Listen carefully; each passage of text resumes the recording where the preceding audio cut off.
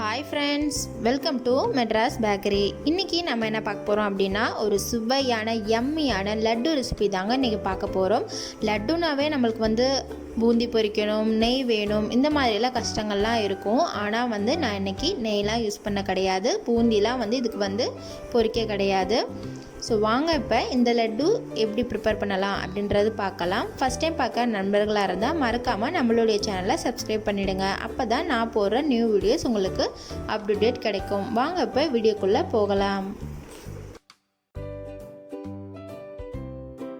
இந்த ரெசிபி செய்கிறதுக்கு ஃபஸ்ட்டு நம்ம ஒரு பேனில் 1 கப் அளவுக்கு சுகர், அதாவது சர்க்கரை ஆட் பண்ணிக்கலாம். 1 கப் சுகருக்கு 1 கப் அளவுக்கு தண்ணி ஆட் பண்ணிக்கலாம். ஆட் பண்ணிவிட்டு நல்லா இப்போ கலந்து விட்டுருங்க.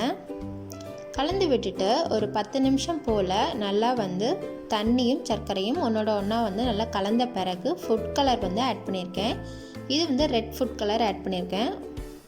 உங்களுக்கு வேணும்னா இது ஆட் பண்ணிக்கலாம், இல்லைனா ஸ்கிப் பண்ணிக்கலாம். இது போடும்பொழுது ரொம்ப அட்ராக்டிவாக இருக்கும்.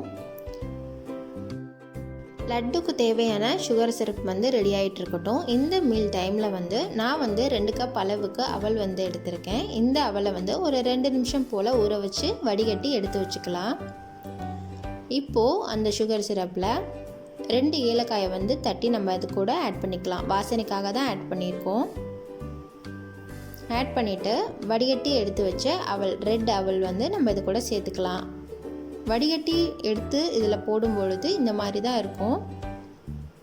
2 கப் சேர்த்துடலாம். சேர்த்துட்டு நல்லா கலந்து விட்டுருங்க. நம்ம எப்போ அவல் சேர்க்கணும் அப்படின்னு பார்த்தீங்கன்னா, ஒரு கம்பி பதம் வரும்னு சொல்லுவாங்க இல்லைங்களா, அந்த டைமில் தான் ஆட் பண்ணணும். ஆட் பண்ணிவிட்டு நல்லா கலந்து விட்டுருங்க. எப்போவுமே நம்ம லட்டு ரெசிபி செய்யும் பொழுது பூந்தி பொரிக்கணும், அடுத்ததை பாகு ரெடி பண்ணணும், அது கரெக்டான பதத்தில் இருந்தால் தான் லட்டு ரெடி ஆகும். அந்த விதமான டென்ஷன்லாம் நமக்கு இல்லாமல் ஒரு ஹெல்த்தியான ரெசிபியும் கூட. அதே நேரத்தில் குட்டீஸ்ங்க டக்குன்னு கேட்டாங்க அப்படின்னா ஒரு 5 நிமிஷத்தில் செய்யக்கூடிய ரெசிபி தாங்க இது.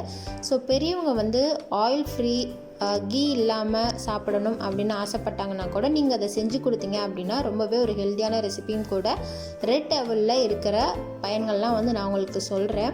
அது நீங்கள் தெரிஞ்சுக்கிட்டீங்க அப்படின்னா ரொம்பவே இது யூஸ்ஃபுல்லாகவும் இருக்கும். ஸோ வாங்க அதோட பயன்கள் என்னென்ன அப்படின்றது பார்த்துடலாம்.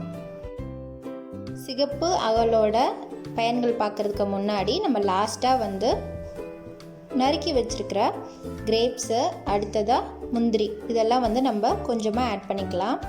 ஆட் பண்ணிவிட்டு நல்லா கலந்து விட்டுறலாம். குட்டீஸ்களுக்கு கொடுக்கும்போது பார்க்கும்போது அட்ராக்டிவாக இருந்துச்சு அப்படின்னா தான் அவங்க சாப்பிடுவாங்க.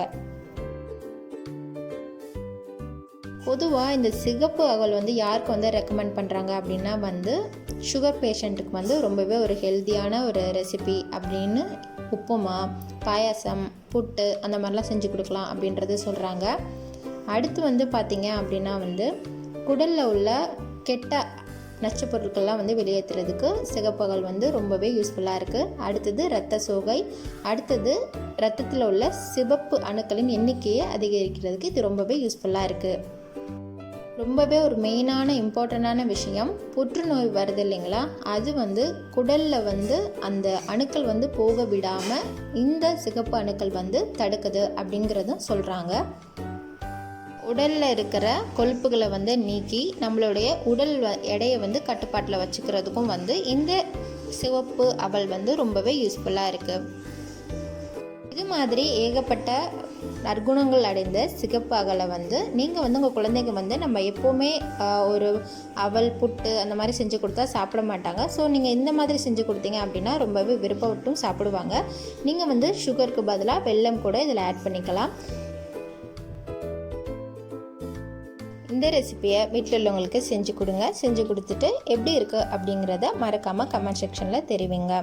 தொடர்ந்து இணைந்திருப்போம். இது உங்கள் Madras bakery channel with signing off Anbarasi. Bye friends.